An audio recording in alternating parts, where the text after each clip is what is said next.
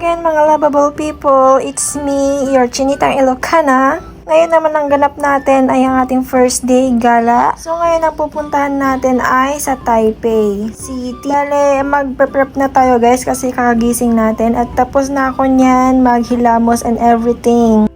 Yes, hindi ko na pinaligo ng aking ulo. Kasi bukod sa malamig, sayang din ang oras guys. By the way, ang sunscreen na to ay kakabili ko lang din bago ako mag-flight. Packaging pa lang, alam nyo na kung ano yung product yan. After ko mag-sunscreen, isa pang sunscreen na tinted. Bale, itong ginagamit ko parang pantapal sa mga dark shadows and other spots na sobrang nangingitim na sa mukha ko. Pagkatapos niyan, magpa-powder na ako guys bago mag-blush and joke, nag-eyeshadow pa ilagayam. By the way, Insta Pink pa lang gamit kong blush on liquid guys. Kasi sobrang nakaka-fresh yung kulay niya. After ng liquid na blush on, ito na powder naman guys. Papatungan natin ng powder na shining shimmering from Everblala. Tapos ayan, medyo kukulayin lang natin konti ang ating eyebrows. Shade of brown pa lang ginagamit ko sa eyebrows guys. Kasi sobrang kapal, sobrang itim na ang aking eyebrows. Na kahit hindi ko na yan drawingan, okay lang basta maahitan. Wow, Andrea Brillantes yun te. After nga nyan, nag-spray na ako ng setting spray from JMCY.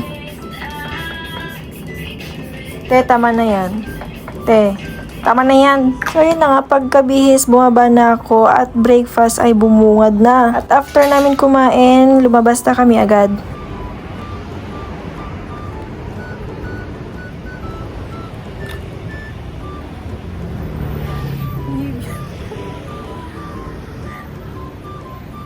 Siyempre, bago gumala, mag-spray muna tayo ng ating setting spray naman sa Kelly Kelly. Bale, sinadya ko talagang hindi nadalin yung akin kasi pressurized na to guys na deodorant. Alam nyo na tuloy ko anong ginagamit ng ante nyo. Tapos tignan nyo pala guys itong nadaanan namin. Sobrang ganda. Kung sa Pilipinas siguro kung ganitong may mga puno-puno talaga lahat. Hindi rin ganun kainit ng sobrang sobra. Kasi dun sa apartment namin kahit mag-aircon na kami, di na kami tinatablan. At ayun na pala guys, nakarating na kami sa Maokong Gondola.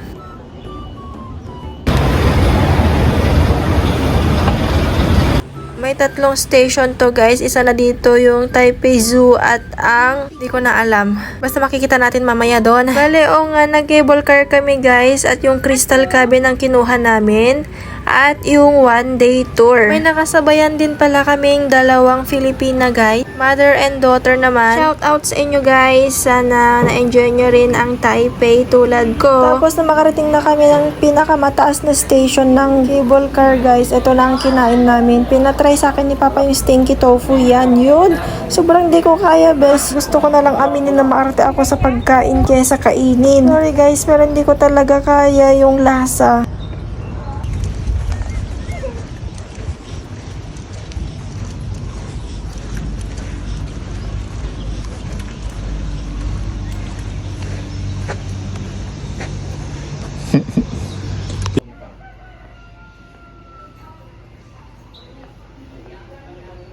Yung mga kasama natin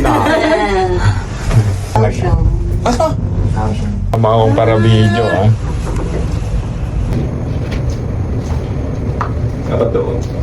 Ano? So ayun na nga guys, ang ating first tourist spot, ang Maokong Gondola. Worth it yung sobrang agang gising.